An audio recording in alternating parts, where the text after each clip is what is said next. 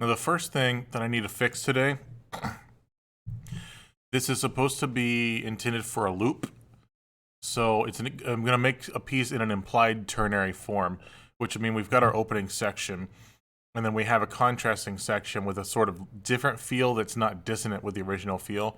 And then the intent then is to go back and do some amount of the original section again to round out the piece. It's a very popular form.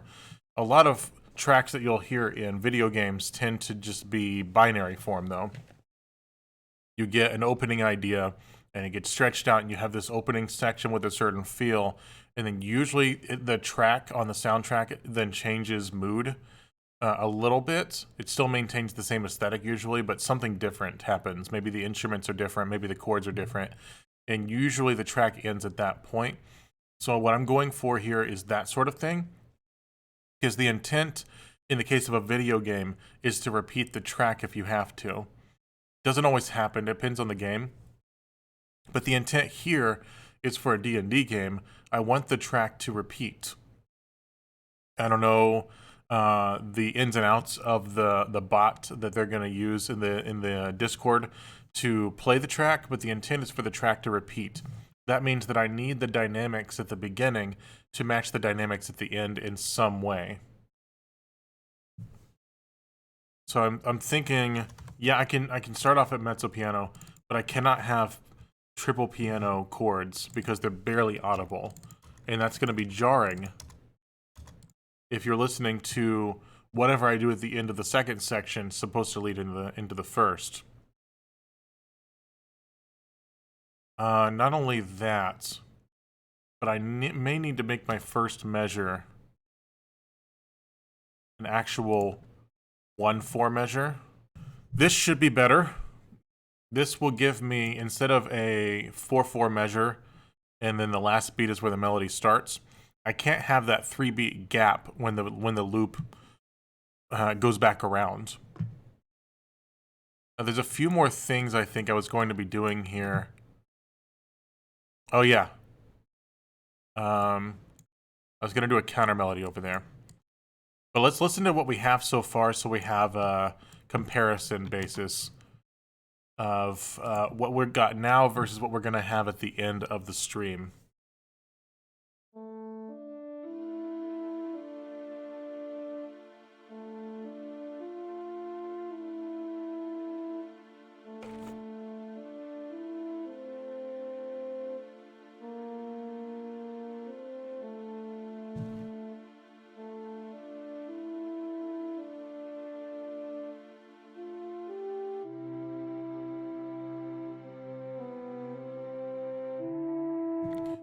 Yeah, that D right there is jarring. Sorry.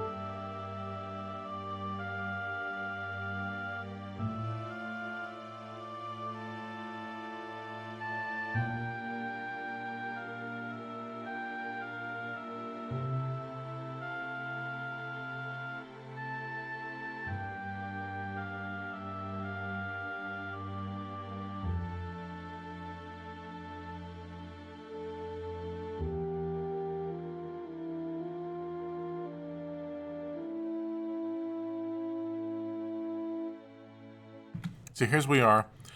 First thing I want to do, I want to try out, I've got this doubled pizzicato with sustain tone. It sounds like this.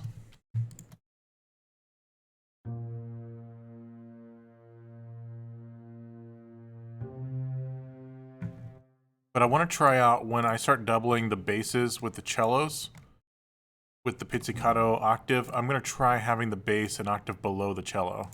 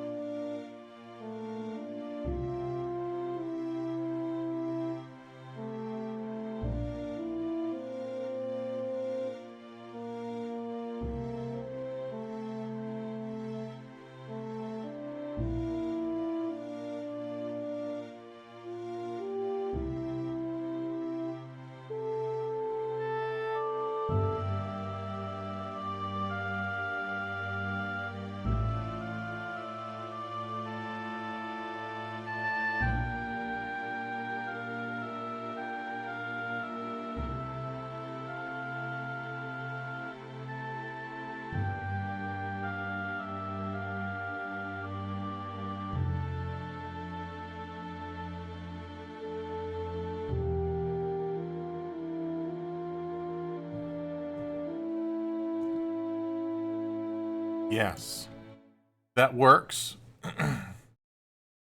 There's a few more things I want to do.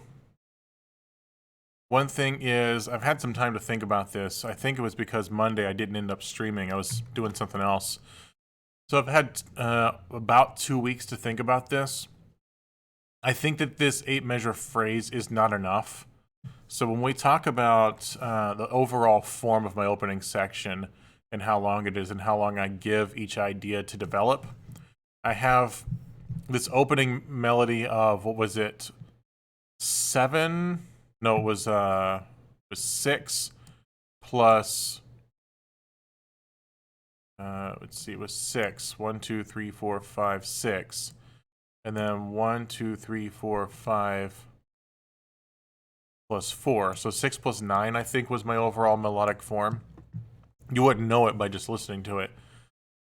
It sounds more like an 8 to 16 bar form, but it's actually a 15. No, hold on. A 15 bar form. When you look here, we've reiterated the 6-measure beginning, but then we just get this vanilla 8-measure phrase on a half cadence, and we're done with the initial section.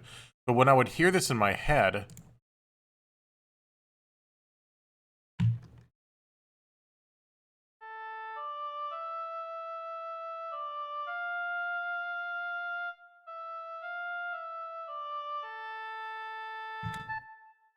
why isn't this? Oh, I see what happened. Never mind. Yeah, so let's try that again.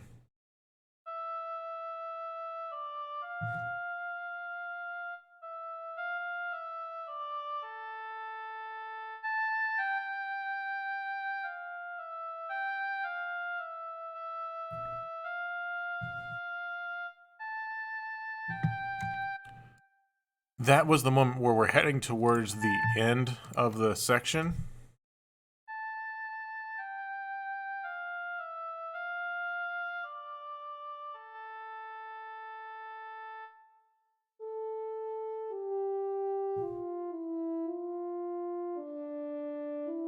And sure, that's good. That's a good way to get to a half cadence, is reiterate a phrase and sort of change its context the second time around. But what I kept hearing in my head was,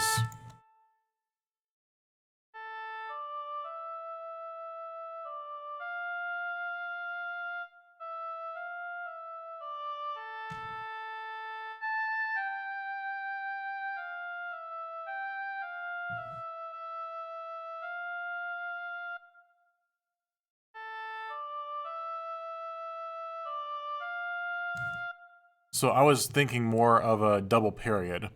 And if you've listened to any of my YouTube music theory lectures, then you might have remembered the lecture where I talked about double period. It was mentioned a little bit.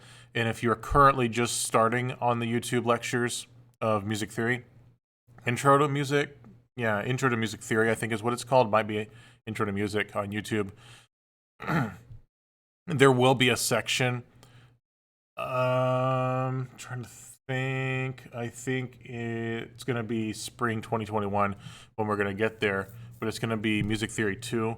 When I get to those lectures, you're going to hear the term period, double period, and it has to do with phrases. And in this case, what we have is a question.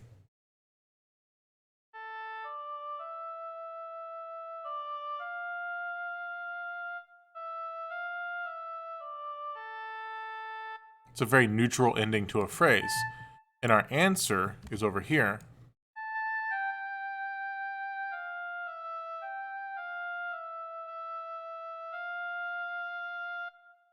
And then this right here is another question and answer.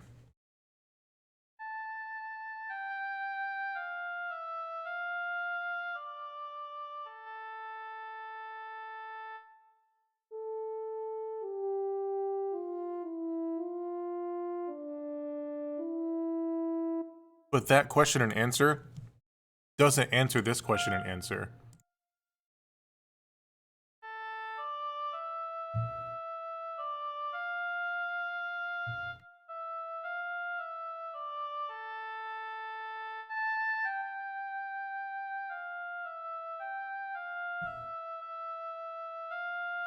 So if I want the two phrases to match, I need to have a similarity between how they start. So I know I want this section to close out my original section of the piece.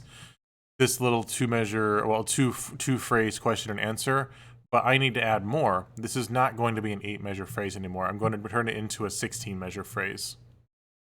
So we're going to copy all 8 measures and then try again on constructing a suitable double period, because then I can have an answer to the double period. Period meaning question answer. So question answer, question answer. This question answer did not answer this question answer. Let's also organize the piece into double bars. I have an idea of where my sections, where my notable areas happen. Yeah, this is a notable area. So we've got our opening 15 bars. And then over here, we've got the 6-bar interlude. And then we're over here to this area of double periods. So what I want is this right here.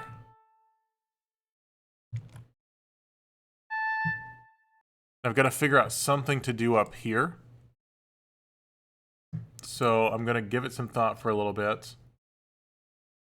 And I'm going to open the mixer and I'm going to mute everything.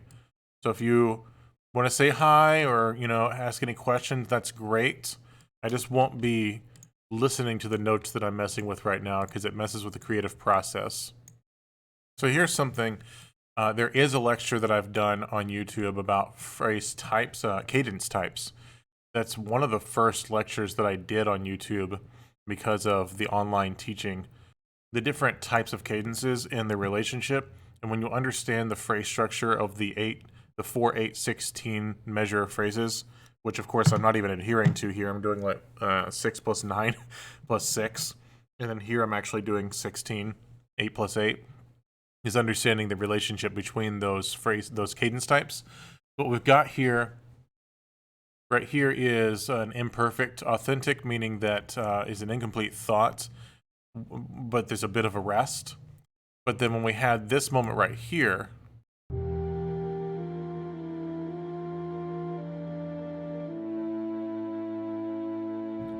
that's a half cadence. That says we're pretty much done, but not in a way that you think the piece is done. And that's a specific type of cadence. But if we have something that says this is an idea that has run its course, but the piece is not done, then we're dealing with an imperfect authentic. So this is a tonic triad. It's a D minor chord, but D is not on bottom. And then over here, this is similar. This is a bit of an ambiguous chord. It's an A minor chord with C on bottom. It's ACE. But then there's this F here, which is part of the D chord. So it's sort of behaving as some sort of like D minor 9 if you know your chords. So it's still behaving as an imperfect authentic. And then here's another imperfect authentic on a D minor chord with F on bottom. And I haven't decided what's going to happen with these two chords, but I kind of think that I might do another imperfect authentic. I just got to figure it out based off the melodic contour. So basically, all my 2-measure phrases are ending on imperfect authentic cadences until we reach this half cadence, meaning just lots and lots of forward motion and resting points being mixed together. It's complete thoughts that are not satisfying in their resolution, which is perfect for the sort of wandering feel that we're going for. So from a musical standpoint, I can totally justify what's going on here. I've just got to figure out what I'm going to do here. I don't want to do a half cadence here, but I don't want to have 4 imperfect authentic cadences in a row in an unsatisfying, repetitive way. So I've got to do an imperfect authentic cadence here that is somewhat satisfying. So I think that's going to result in another F in the bass. I'm going to mess with some notes for a little bit and see if that helps me find my melody shape in there somewhere. At least I fixed the bass part, but I can't have the high string part go down because then it's going to be up here again.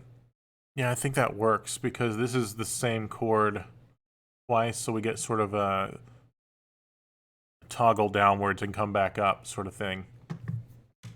I'm going to play with the melody for a little bit, and I don't typically talk through what I'm doing. It works better when I'm writing a melody to just play around with it in my head.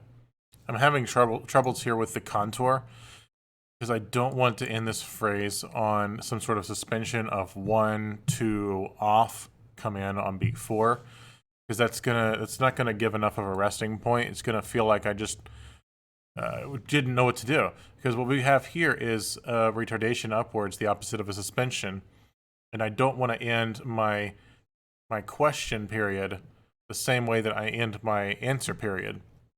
Since it's a double period, question, answer. So it means that I've got to do something here. Now, I don't care so much about adhering to the rules of melodic composition as they exist in music theory practice, unless I know that something's wrong with what I'm doing, something sounds off, in which case I then go through the list in my head. Is there a rule that I'm breaking that's making this sound bad? And what's going on here is I don't care about this leap of a 7th because I am resolving it down to the 6th that it should have been, since this is an appoggiatura. And then over here we go down and then up again. So ignoring that downward 6th and this fact that we stepped down first, ignoring that, I'm looking at an upward 4th with a step up, which causes a lot of motion in the wrong directions in the contour, of not being able to round off my contour. It's just constant down up. But I'm not sure. So I'm wanting to end on scale degree 5 because I've got scale degree 3, the 3rd of the D minor chord in the bass, and I don't want to end on the tonic, which is scale degree 1. Well, what if I just do the lower A? No. Actually like ending on scale degree 3. I know that it breaks the theory rule of doubling the 3rd, but sometimes you can do it in a way that it doesn't jar the listener.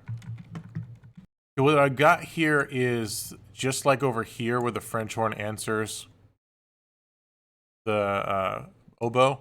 I have the French horn answer the oboe over here, and then the French horn's going to posit its own question.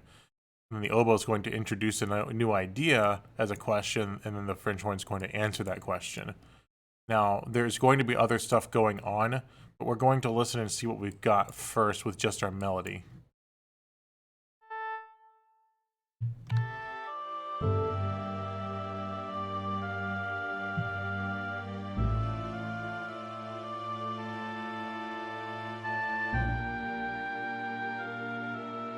Okay, that pizzicato's too loud. We're gonna get rid of the forte marking.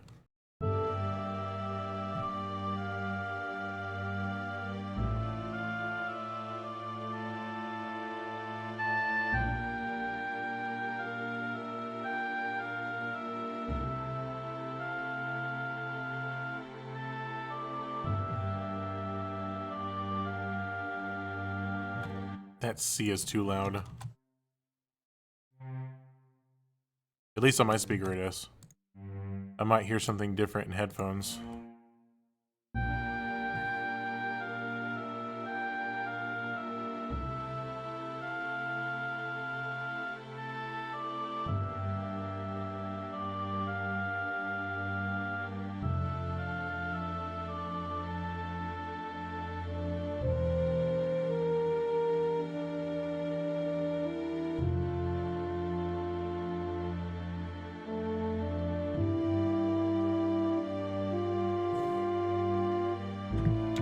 You know what? I think I'm gonna have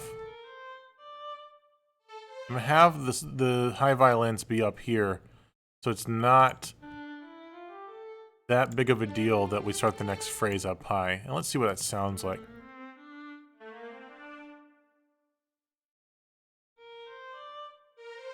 Let's be up there as well.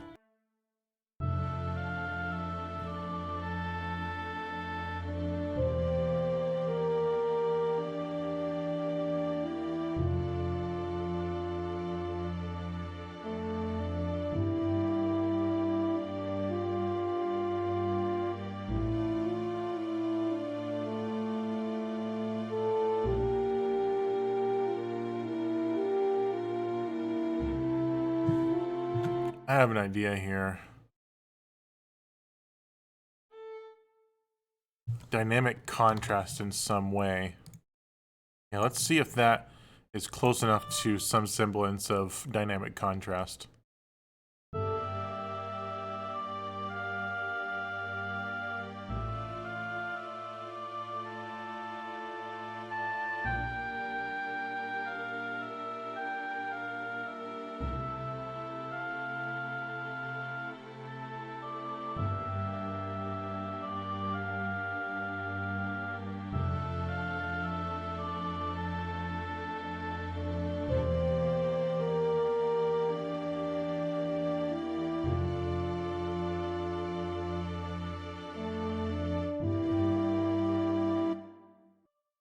What if we double dot a half here? Or even triple dot? Does that excuse the lift? And also, I'd like to do even louder here. And we can really lay into lowering that in the following 8 bars.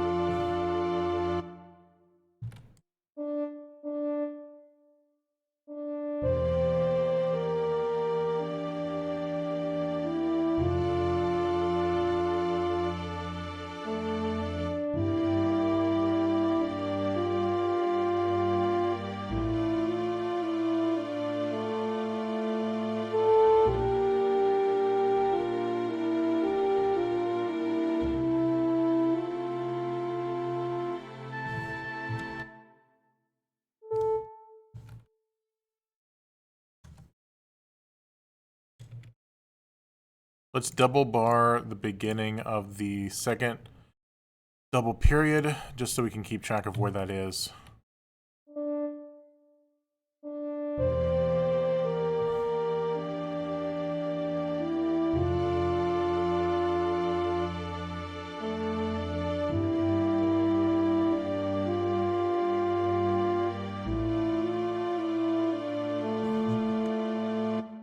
think I want to take all these mezzo fortes, move them back a measure.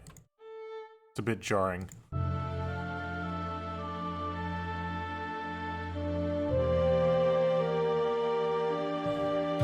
Ooh, what if I stagger it a bit? The top line, the top instrument of each stringed instrument is the solo instrument that's giving it more of a cut. So I'll have that happen second.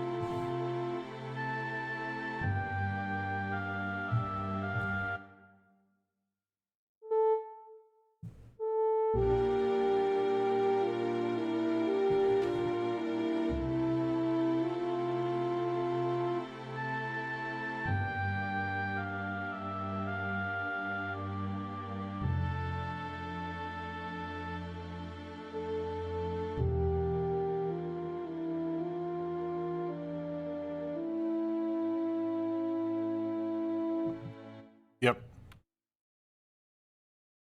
Let's extend this piece by a few dozens of bars.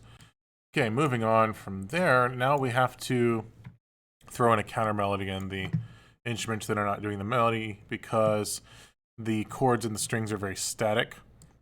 So I'll be working on that for a little bit in my head, very kung fu movie style. The main idea is that I want an instrument to move when the other one's not. Let's see how that sounds.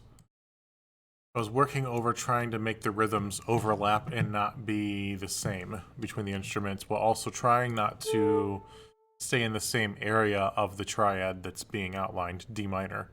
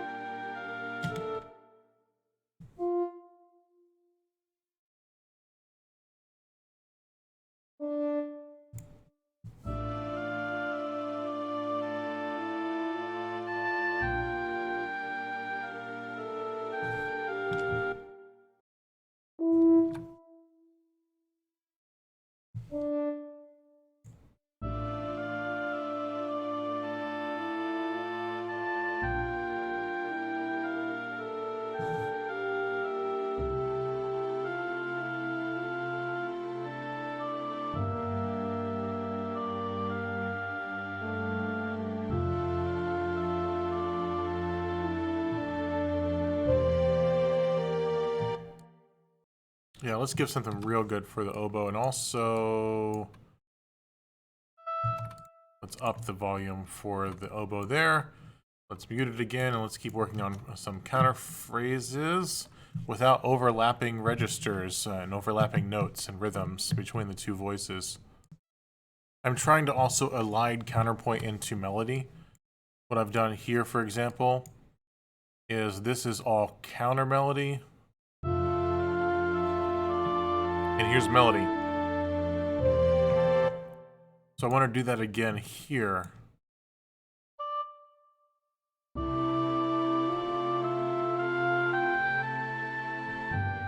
So I'm aligning the counterpoint with the melody. Taking a risk here with a syncopation. I don't know if it's going to work or if it's going to sound too much like I'm quoting Chicago or something. The band, not the musical.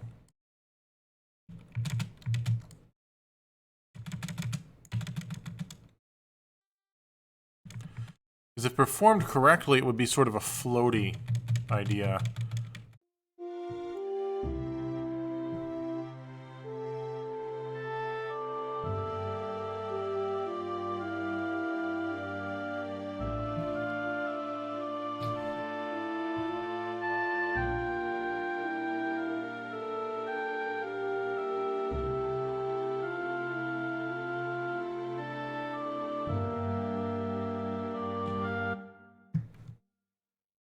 I don't like the static quarter note, but I don't know if I'm gonna like this repetition either.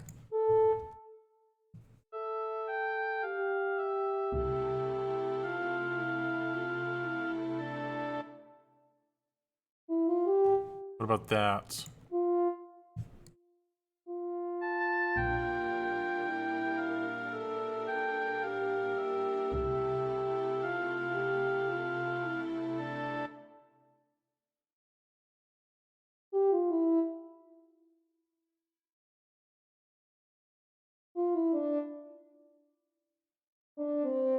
How about that? Like a bit of a double neighbor going on.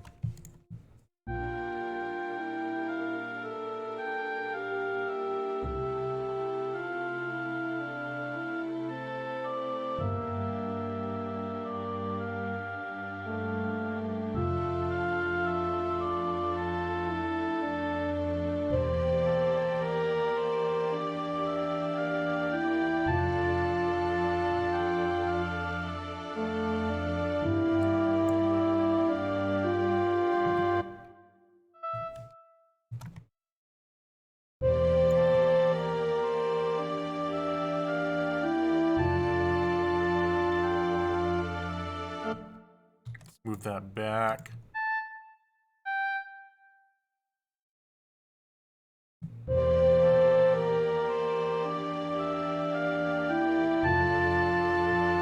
No, no ghosto.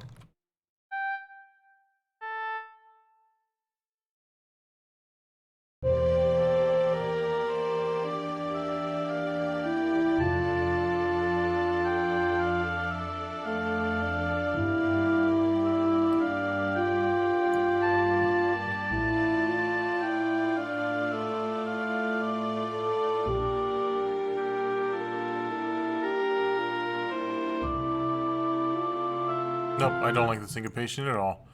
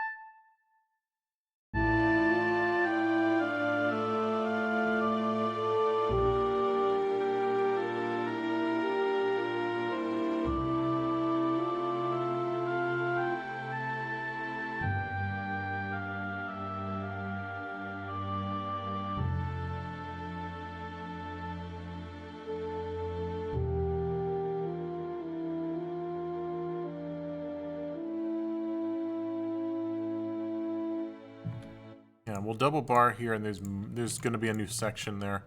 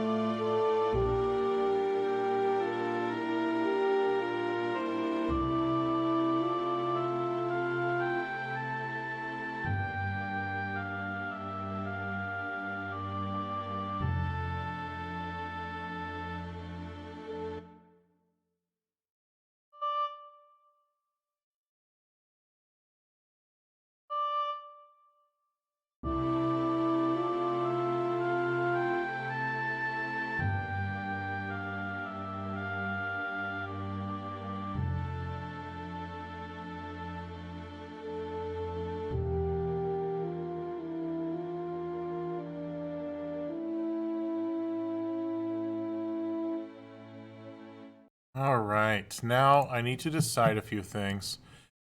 I have a good idea of what my contrasting section will sound like. I just haven't put it on the page yet. So I've got to decide for myself if that's what I'm going to do now.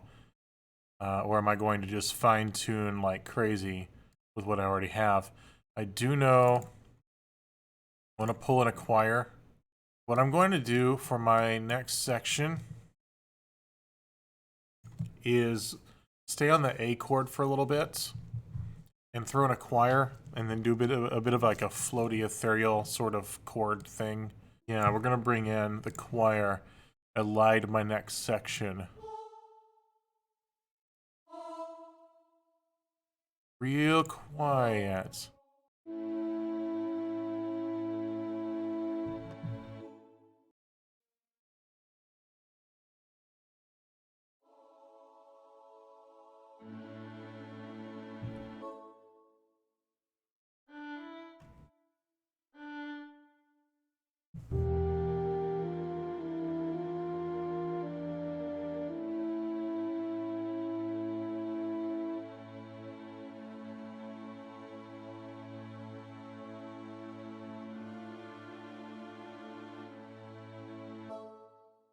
Hmm.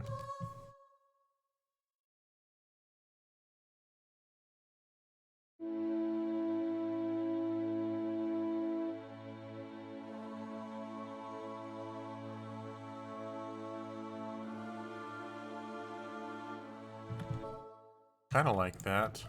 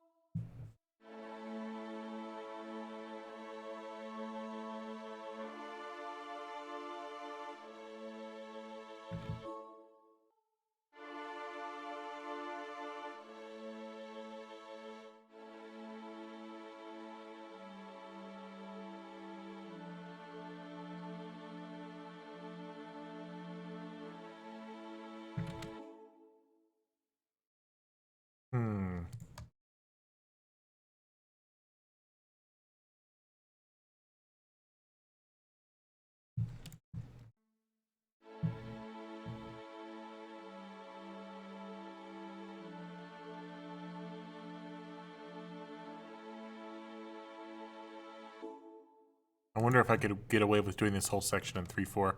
The pacing's just not right if it's not 3/4.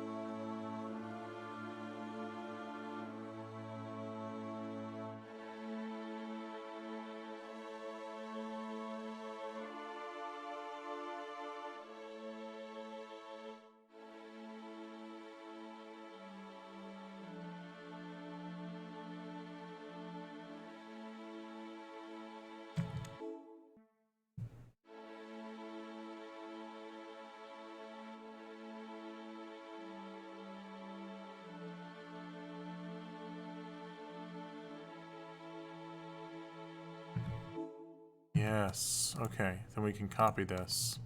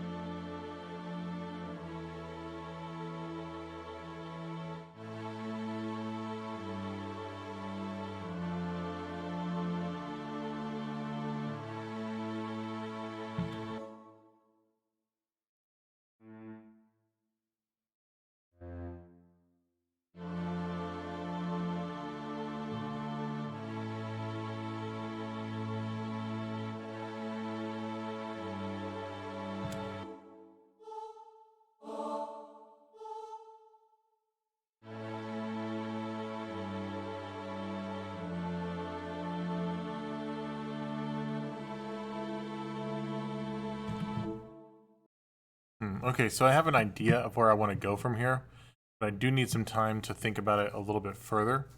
Harmonically, I know exactly what I'm going to do as far as what chords. It's just the the particulars of it are going to get a little bit tricky if I try to do it all now. I'm going to clean it up a little bit. I'm going to do the final playthrough for the video. Mostly so the commissioner of this piece can have a working version of it every week for his D&D game. I'm going to go back and just do a full playthrough of what we've got so far. This is so anyone who's just been enjoying the process and wants to hear the different versions of the piece as it's being worked on, and also for Tristan, who is commissioning the piece. to have a working version of this, he can just he can record or rip or however he wants and use for his game. But here is the entire piece. I will mute myself and you will no longer see my face now. Boom.